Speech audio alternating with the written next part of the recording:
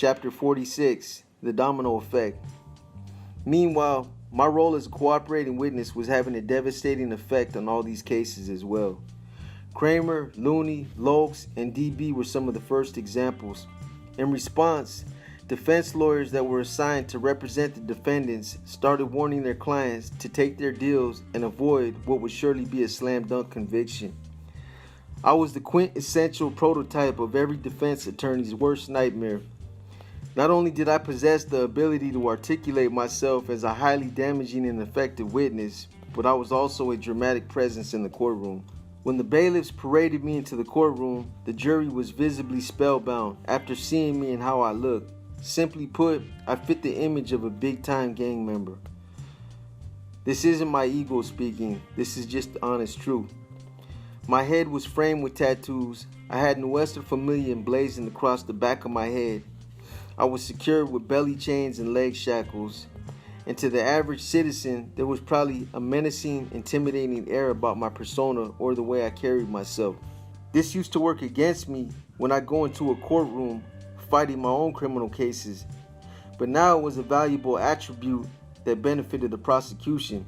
Following these two grand jury hearings, there was well over 70 people who had either been indicted or had picked up offshoot cases during the raids. Now, faced with the prospect of lengthy prison sentences, some of these individuals began weighing their options and the distressful positions they were now in. Those who had been critical of my phone calls and who ostensibly called me a snitch were now contemplating cooperating themselves. Now that the shoe was on the other foot, reality seemed to be hitting home.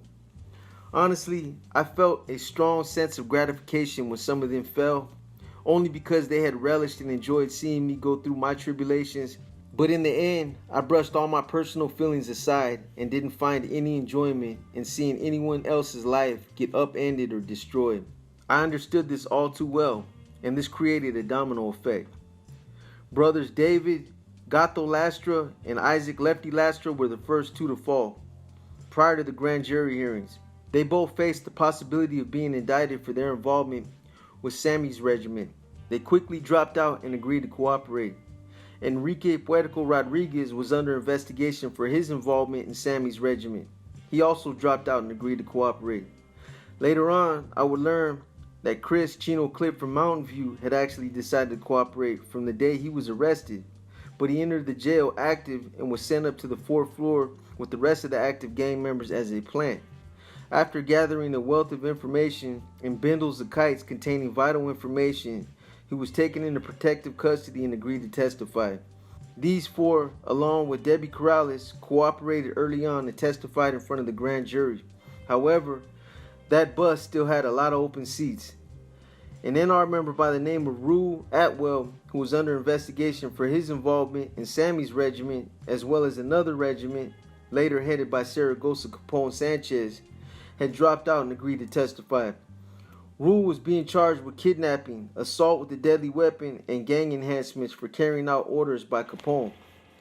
Rule and co-defendant Justin Trigger Wallace, who was on the run at the time, were told to make an example out of an individual who was fronted drugs and was refusing to pay. On January 15, 2009, they located the victim in a Fry's parking lot in Campbell, California, pulled him into the van, and took turns pistol whipping him. At some point, the victim reached for the back door and rolled himself out into the street while the van was still moving. The victim subsequently identified Rule as being one of the attackers soon after he was taken to the hospital and admitted for his injuries.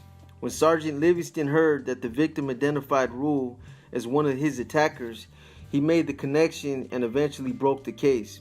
Capone was identified later on in the investigation by both Rule and Trigger as the one who ultimately ordered the kidnapping and assault.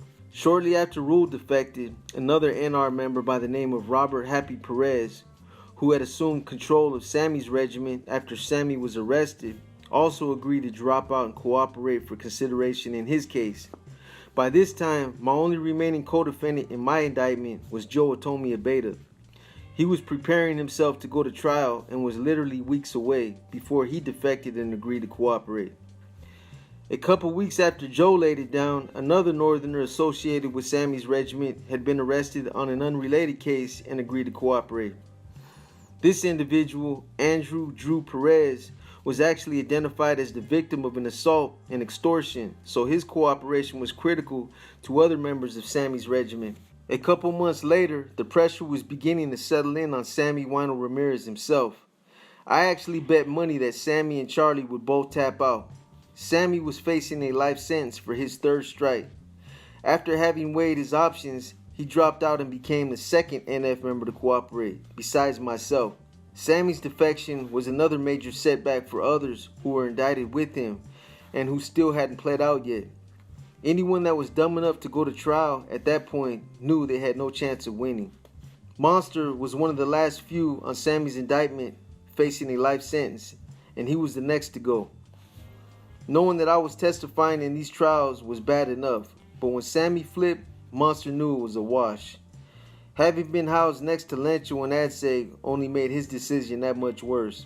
His reputation for unscrupulousness didn't fail. Here was a longtime NF member who was supposed to be an inspiration to the younger homeboys. Someone who's supposed to be a leader and who's supposed to lead by example. But Lencho never worked out. He slept all day. He spoke ill of good homeboys. He never took the time out to school anybody. He was greedy, selfish, and egocentric, and only out for himself. Even Monster would later say that he was also repulsed by him. He said that Lencho always had a cakey white substance at the corners of his mouth. He had oozing, scabbed up red patches all over his head. His hygiene was repugnant, and he'd go to court with gravy, toothpaste, and mustard stains caked all over his top shirt. And he had that biggest bully on the block attitude, always trying to make some of the little homies below him feel inferior. For Monster, this was the final push he needed. He said, "If the other C's in the Bay were cut from this same cloth as this dude, I don't want to be a part of it." After Monster dropped out and agreed to cooperate, Frank Manos Gutierrez decided it wasn't for him either. He had already been indicted in the Kramer indictment for passing on messages for DB, but now he was being indicted again for passing on messages for Lencho. For Manos, it wasn't the fact that he had been indicted twice, it was the fact that Lencho had put him on freeze and then actually blamed him for being too overt on the phone. This was definitely the pot calling the tea kettle black. Manos felt like he was honoring his commitment and making a sacrifice, but Lencho kicked him while he was down, and this opened his eyes. Meanwhile, Rule's co-defendant Trigger had finally been arrested after fleeing to Arizona. However, as soon as he was back in custody, Sergeant Lewis and Sergeant Livingston wasted no time in paying him a visit. After finding out that Rule was cooperating and the type of charges he faced, kidnapping with gang enhancements carries a life sentence, Trigger became the 12th cooperating witness in these investigations. Around the same time, I started to hear that another one of the indicted defendants was in the process of cooperating, and this one would be a draw dropper. I still had my money on Charlie, but I also thought it could have been Weddle or Shorty. In July 2007, Clayton Shorty Clark, Lencho's second in command, was involved in a double shooting that left one victim dead and the other victim partially paralyzed. He had been on the run since and was hiding somewhere in Mexico. At one point, Debbie was able to contact Shorty while she was working with Sergeant Lewis and Sergeant Livingston, but they weren't able to ascertain his exact location. Debbie actually managed to get Shorty to confess to the actual murder during one of her recorded phone calls. I knew that he'd just been arrested in Mexico around this same time and assumed it might have been him. However, the jaw dropper was actually Charlie Campa. According to some police reports and other information I'd gathered, Charlie had actually started cooperating and meeting with law enforcement as soon as he got arrested. Apparently, he agreed to cooperate and had given several hours of interviews, but at some point during the process, communications broke down on both sides over the terms of his plea agreement. Now, almost a year later, some of his statements were being released in court discovery, despite the fact that he was no longer talking. As a result, they forced him back into PC and rehoused him in an observation cell. Almost immediately after finding out about Charlie's circumstances, Shorty ended up dropping out and agreed to cooperate in the indictment against Lencho. This was overkill. Aside from all the other cooperating witnesses, Lencho's wife, his second in command, and even his own son, Danny Guzman, had now provided information against him. Although Shorty was being charged with a homicide, he actually had a viable self-defense claim, as the victims were sureños who had attempted to run into his apartment and attack him. With consideration for his cooperation in Lencho's indictment, he now had a good chance of getting himself back out there. One of the last defendants to cooperate was Hilario Eli Solki.